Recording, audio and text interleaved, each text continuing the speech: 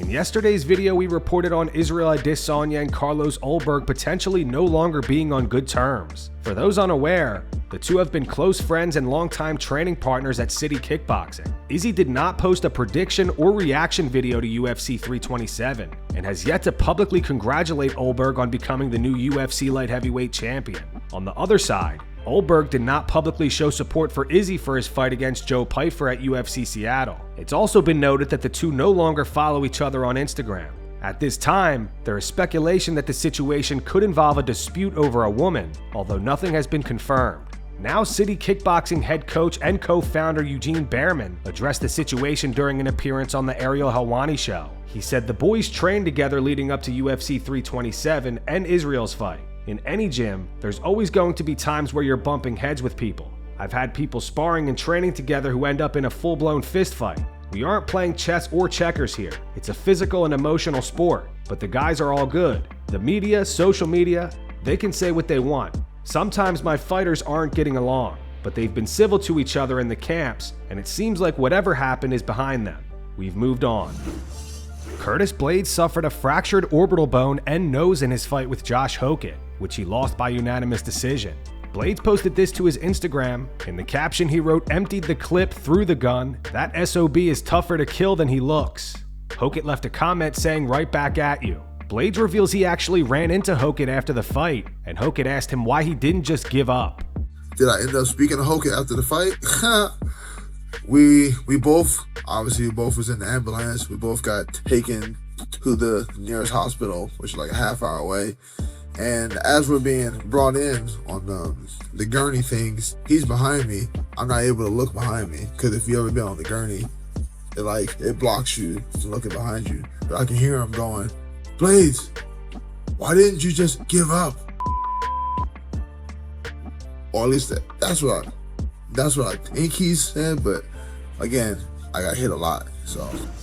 Josh Hokit and Paulo Costa went back and forth on social media. Both scored big wins at UFC 327, and Paulo's mad that Hokit got a bonus and he didn't. On X, Paulo wrote, "Hey Josh Hokit, you got my bonus. I'm gonna f you up next time. You're a f***ing bum." Hokit responded saying, "Fight these nuts." But yes, of course, I got like 20% body fat, but don't get it twisted. My incredible Hoke juice is far more superior than your secret juice. Paulo responded saying, "Fat ass, you owe me 100K bonus." Hokit responded, "I take you down and suffocate you with this belly, and take all your women from you. They prefer a dad bod anyways." Paulo replied, "Costa versus Hoke for the real BMF. No weight limit, no boring hugs, winner takes all." Hokit responded saying, "I'll eat your heart." Following Paulo Costa's TKO win over Azamat Murzakanov, Dustin Poirier wants to see Paulo stay at light heavyweight and face Khalil Rountree next. Yeah, I don't know if it makes sense, but if I was matchmaker, I think Paulo and Khalil Rountree is a fun fight. That's a banger. Oh, you heard it there for the title? No, not for the title, not yet. Y'all heard it there not first. Yet. We got a matchmaker. That's a fun one. That is a good one. I say you do that fight as a title eliminator. Yeah. And then what happens with the belt right now? You just let it chill. Let it chill for a Yeah, but what if he's out for a year?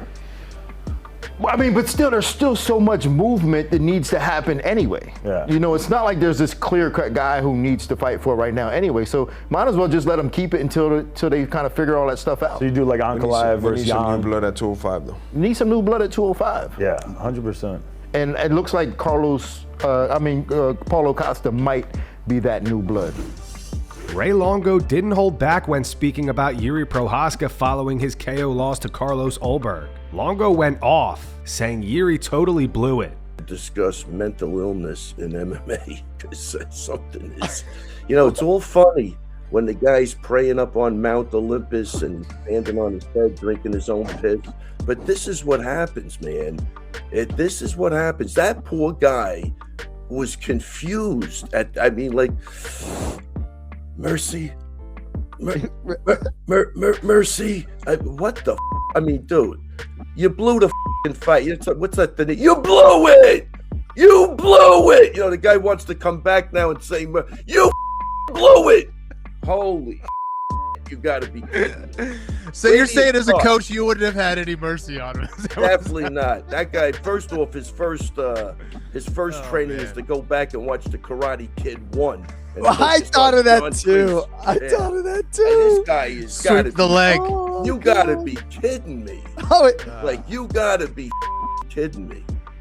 You know, I'm gonna tell you something, because I had a guy similar to, I'm not even gonna mention names, but everybody knows who I'm talking about. But there's one fight, he's fighting a guy, oh my God, Tandem McCrory, 170 pounds, like barn 6'3", cat. 6'3", Kenny, probably is gonna weigh in about 195. My guy, you know, he's got his special diet, and he's like 164 before the weigh-in. So he, you know, comes up with, he's going to put ankle weights on. This is why they got rid of like weighing in with your, you know, your sweatpants on. Yeah. He puts ankle weights on, right?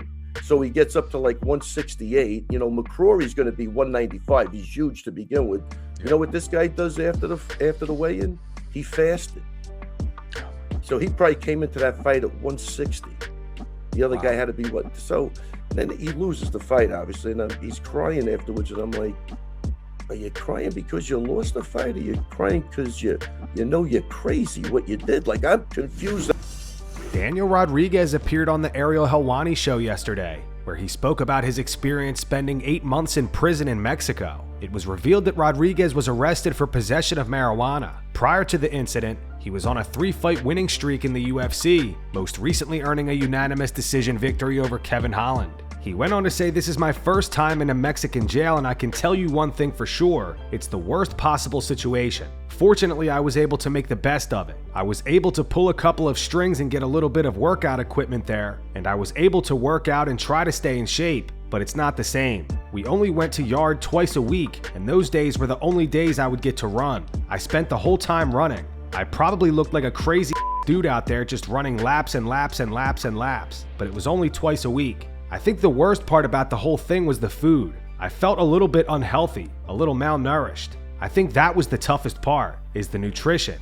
I was coming off that big fight and my body was healthy in the best shape ever, and then to be thrown and locked in a jail cell and just put in one spot and just getting the bare minimum food to eat, it was terrible. My first court date, one of the guards recognized me and started asking me for pictures. I'm like, what the hell? So all the guards are right there taking pictures. Some of the inmates saw that, and one inmate asked, "What's up with you?" and this and that. I didn't really want to say anything. In a situation like that, you want to keep the lowest profile, because me being who I am, it's like kind of a target on my back. People are going to want to test you, you never know. So I was just wanting to keep a low profile. Once that happened, as soon as I hit the prison, and over there it's not like out here. I've been in jail over here where there's like an LA County jail, where it's not prison, but over there they throw you straight in. It's straight into prison. And in my first like 12 days there, I was in a 6-man cell with like 25 people in there. Dudes sleeping on the floor, 2 men per bunk, and I couldn't even sleep. It was just disgusting in there. It's horrible. The most horrible situation you can think of. Fortunately, word got around that I was in there, and I got shot up to the VIP section. So I was fortunate enough to get some love. Yeah, they did show me a lot of love. In the back of my mind, I kinda had a sense like, I think this guy's using me as protection. I'm kind of like his bodyguard or some but I just ran with it. Pretty sure you all remember my last fight versus Kevin Holland. It was an amazing matchup and I went on vacation to cross the border. I crossed the border to Mexico and I forgot I had a little bag of weed with me. It was under an ounce and I got pulled over at the line. Got checked and the border patrol were tripping on the weed. I was thinking I was only going to be in there probably the weekend, maybe a little bit shorter, but the laws over there in Mexico are way different. They don't play no games. What I was thinking would turn into what was going to be a little weekend or maybe an overnight turned into 8 months. Smack in the prime of my career. That was it. The police, it was actually the Border Patrol, the National Guard. They don't play no games. I didn't realize that they take it so seriously, and potentially they hit me with a smuggling charge. So there, I guess that's actually a really big deal. And I tried to offer some money to get me out right there on the spot, but they weren't going for it. D-Rod said that he'll be ready to fight again in 3 months and is looking to face Leon Edwards. He continued, there's some good offers. Kevin Holland tried to slide in my DMs yesterday and I'm not interested in that. I already beat him. I know he won yesterday, but I really want to shoot for the stars. I really want to take this to the highest level possible, and we're possibly looking at a matchup versus Leon Edwards. I think ideally a solid 3 months. I'll be ready.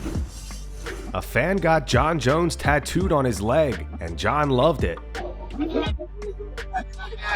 crazy. I knew you say that. That's crazy. And it looks.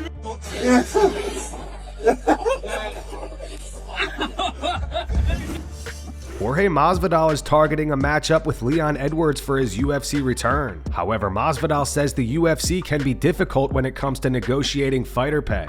I don't know, because you talking. Yeah. So y'all talking. We're definitely talking. We've been talking for a minute, you know. It's just we haven't landed on that thing. And you guys know better than anybody how the UFC is. I love them to death, but man, they make you work for every single thing, you know. And it's always like, it's not quite what you want it to be a lot of times. So we're gonna get something done though.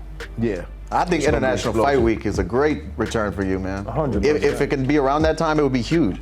I love it. When do you feel like you're best? If it was up to you, when do you think you're ready to go? Where you're gonna feel like at your best? I think the more time they give me to prepare, the better, obviously. So a good 4 months, 5 months from here, it'll be perfect. When was the last time You're coming back at middleweight, right? Middleweight, welterweight. Yeah, whatever. Yeah, 100%. You don't want to cut that weight anymore. I mean, no, I don't. But I will take a fight at welterweight. If it's the right names that I'm asking, there's a name or two I'm asking. And if it's those guys, I just get back on that running diet. You know, What do you weigh right now? Like too sexy right now. But if I look, I'll be honest with you. If they give me the Leon fight, I'll get the 70 by tomorrow. No kidding. Quick, I would like that fight. You know, he doesn't. I think the fans would like that. That makes that'd be fun. and then obviously That'd be it makes the most sense. Because I was thinking like you just, with your name, you just don't show up and just fight anybody. You're not going out there fighting Francisco Prado. You know. And he already got a 2-piece and a soda, and now it's time for dessert. You got. Now it's the whole buffet. I'm gonna hit the small with, brother. Yeah. I would love it. And first he had said he wouldn't fight me because I had like 3 or 4 losses in a row. I think he's got like 4 losses in a row and like 3 by KO. So what's his Crazy deal? how What's that- I think that's the fight that makes sense. That's a great fight. I didn't even think of that. Yeah. That's one. It's low-hanging fruit for the UFC. Just give me what I'm asking for and we're good to go. Sean O'Malley and the MMA Guru preview Khamzat Chimaev versus Sean Strickland. O'Malley reflects on his own experience being taken down by Merab Dvalishvili and says he's especially interested to see how Strickland handles the grappling threat in this matchup. I feel like I just want to say, Khamzat's going to win. He's going to take him down. He's going to, whether he holds him down or beats, ground and pound or finds a submission. But part of me's like, it's 25 minutes. Strickland's got a crazy gas tank, but we've never really seen his gas tank's so good, but it's never been, at least that I can remember, been tested in a sense to where he is getting taken down and having to work his way up, and then he gets taken down again and have to work his way up, because that's exhausting. Like that's the most exciting thing. Like when I fought Merab the second time, in that 3rd round, he took me down. I got up like 4 or 5 times, and it's just exhausting to keep getting back up. And it affects your striking, affects makes you everything. second guess things. Yeah, so I'm curious, but I would love to see Khamzat take down Strickland, just get back up and bring it to Khamzat and just be a war. But if anyone's gonna be able to do it, it's gonna be a guy like Sean Strickland. So it is hard to say. I do feel like Khamzat has a higher probability to win, but Sean Strickland, if anyone's gonna be able to somehow say it. Khamzat Chimaev has brought in number 4 ranked middleweight Brendan Allen for his training camp. Khamzat is currently preparing to defend his title against Sean Strickland at UFC 328.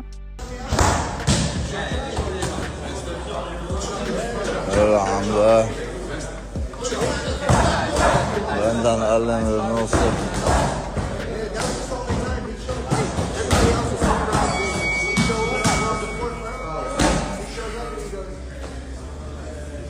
But down, Uka tacos. Отпусти его. He's respecting me too, bro. He thinks you're sleeping me. Оставь только my brother, bro. Get off me.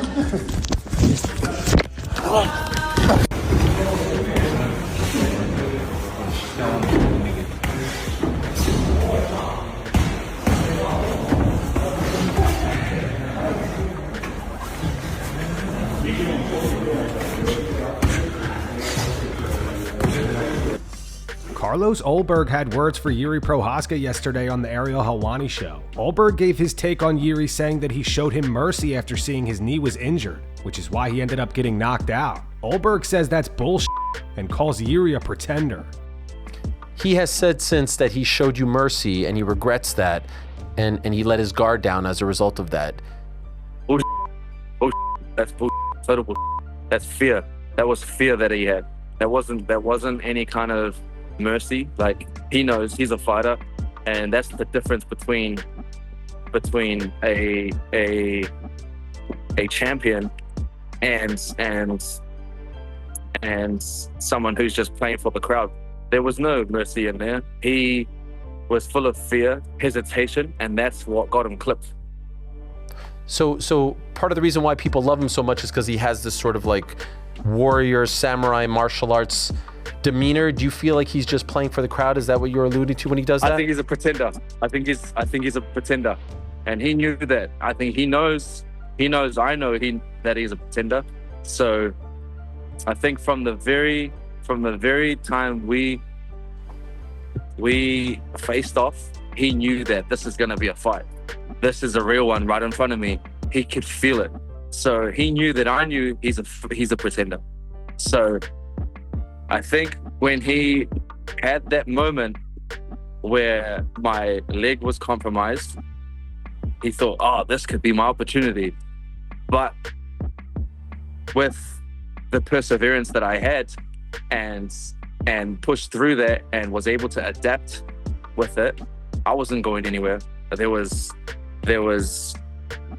that very moment where we locked each other in the eyes, and he knew, damn, this is going to be a fight.